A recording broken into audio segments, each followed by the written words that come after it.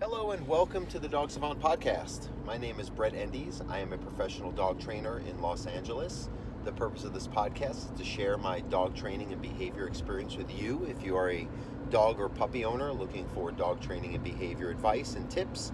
If you're a client in the world looking to supplement the work we are doing, and if you're of course just anyone interested in dog training, dog behavior, and the life of a professional dog trainer, this podcast is for you. I always ask, please don't forget to rate, review, share, subscribe, tell a friend. Let me know how this podcast has helped you.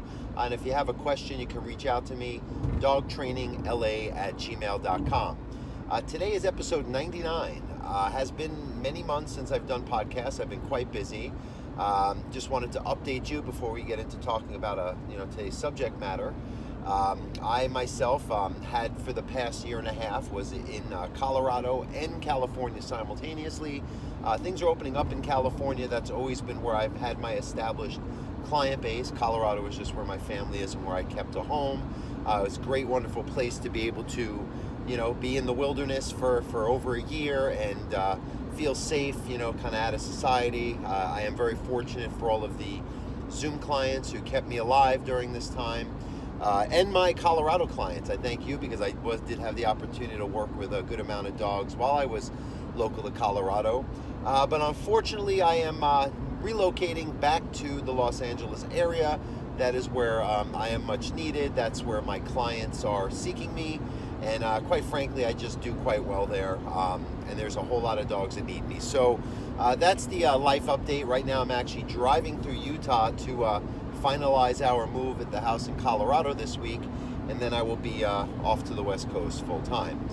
So if you are in Colorado, I still offer online Zoom training. It's still been working great. Plenty of people are still working with me that way, and I can certainly help you. And if you're anywhere, you don't have to be in Colorado. Anywhere, if you speak my language, we can train your dog. Okay, so just while I'm sitting here rattling on things, I'm just thinking, well, what can I make this podcast about? Because a lot of times I don't have a specific subject that I had planned to talk about. I just kind of do it on the fly, stream of consciousness style. So let's see here, what can we talk about? What's a common thing that I've been seeing a lot of lately that can just give a little insight to you if you're going through this, or if you're a client and you just needed a little more pointers on addressing this issue. It's a good one because I get this often. Puppies that, or dogs that just won't stay in their place no matter how much we try.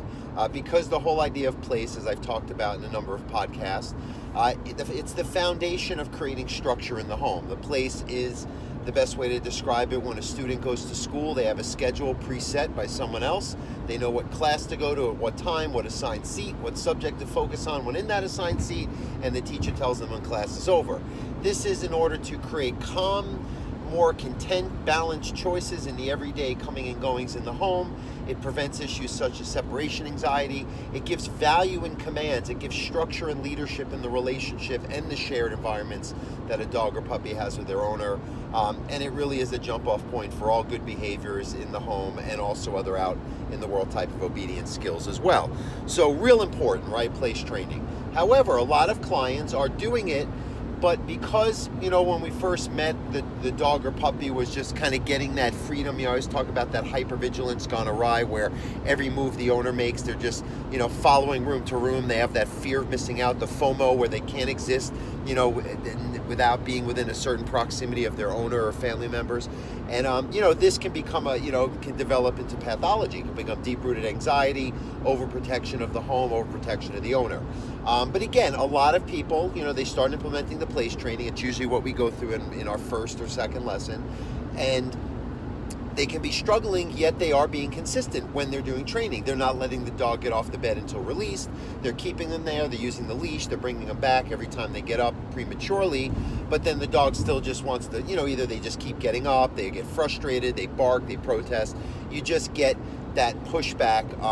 Now, sometimes you're being as consistent as needed, which is 100%, not 99, and it just takes time. A couple weeks of just saying, hey, this is the new lifestyle, things are going to be fine. You'll get through your question of how things are going this way now to realize that by making calmer, more balanced choices, all your needs get met, you get your rewards and all that for achieving those, those points.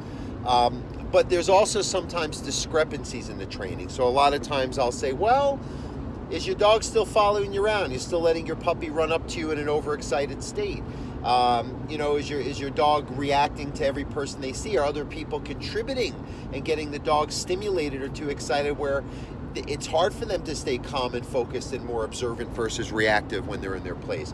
So we have to be very consistent, at least at first. I always say the goal is to make your house one giant place or one giant crate, if it comes to potty training. But that's even the whole idea of the place, is that, a lot of dogs, when they're in their crate, they'll stay calm, content, because they realize that they can just settle in, not much they can do about it, and it fosters a content mind and a sense of security. In the house, there's too many options, especially for dogs that are hypervigilant or just young puppies that just have to be guided through their routines for a while to learn how to make the right choices through our intervention and leadership. So again, that's what we have to do is get a dog to feel that being in the place is similar to what can just happen naturally in the crate, because by default the door's closed and they can't get out of it. Where the crate, the place rather, where there's a will, there's a way. They can get off if they feel the opportunity is still a potential that if I get away with it, this might be one of the steps to getting through my day and keeping it all together. And you do get a very primal response sometimes. It's where I talked about dogs who resist crate training in a previous podcast a few episodes ago. They're animals, they live with us, they're domesticated, we have them as family members, and we love them and they love us, but they can porthole to this is going to be the end of everything unless they start seeing things in a more conscious fashion. And sometimes they do have to go through a little stress to realize that it is going to be easier. And I say a little bit of stress for a short period of time to get a dog to see the rest of their life as a calm, content, safe, secure, proposition. I have no problem with that, and most of my clients don't either, and they see the merit in that and they do the work. But I do again get some people who will reach out to say, hey Brett, I'm doing what you said, my dog just doesn't want to stay on the place. And again, sometimes it's just you got to practice, and day after day it'll get easier. Make sure you hit those marks with the reward, and you're being strict about clearly designating when your dog is commanded on and the command to get off of the bed, so you can build some duration and distance. But sometimes there is an inconsistency that just makes it next to impossible, and at times you run the risk of you're doing it like part-time, but the dog already has like a bad level of separation anxiety or the potential for it, and it can stress them out more because you're not sending a very clear black and white concise message. I say that a 95 will get you an A in the real world. In the dog world, that's not 100%. And that's, again, the gray areas in the human realm make sense to animals when we're trying to teach them something very clear, especially if it's resolving a problem behavior or making sure our commands are consistently responded to, just even in a life or death situation. If we want to build up to a recall, we got to get a good place command, and everything in between. So, this is what I tell my clients. I really try to, in these podcasts, make it sound as verbatim as I would respond to these questions, because I get them often, and I just want to be able to help you if you're just someone maybe going through this, or if you listen to other podcasts and you've been applying some of the training, the techniques, just how to troubleshoot a little bit more, because that's a part of dog training too. Not everything is just straightforward and plan A. Sometimes you have to take a step back to take two forward, or adjust, or one dog is different than the next, and so on. So I hope that helps. Just wanted to share that. I'm glad to do another podcast. Again, if you have any questions, you can reach out to me. You can visit my website, dogtrainingla.com. My email is dogtrainingla@gmail.com. And let me know if the show helps you, any questions you have. Again, don't forget to rate, review, share, subscribe. It lets other people find this. It helps the information spread so I can help as many dog owners as possible. And again, thanks for listening. Have a good day.